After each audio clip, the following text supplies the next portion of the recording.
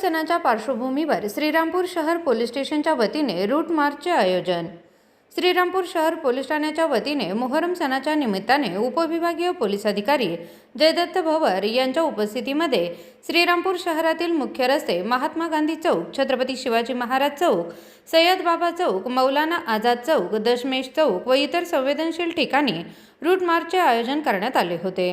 या रूट मार्चला पोलीस ठाण्यामधील 5 अधिकारी, 40 अंमलदार, 20 RCP अंमलदार व 45 होमगार्डचा समावेश होता।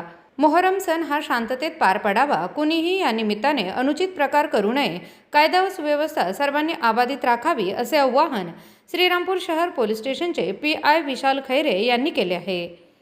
Bureau report, speed news Marathi, Shoaib Shah.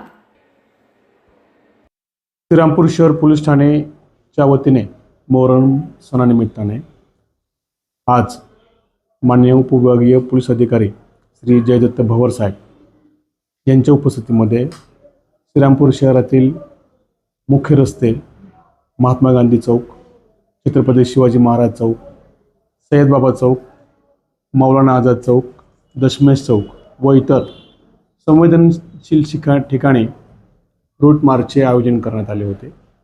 या रूट मार्चला पोलीस ठाण्यामधील एकूण 5 अधिकारी, 40 अंमलदार, 20 RCP अंमलदार आणि 45 होमगार्डचा समावेश होता।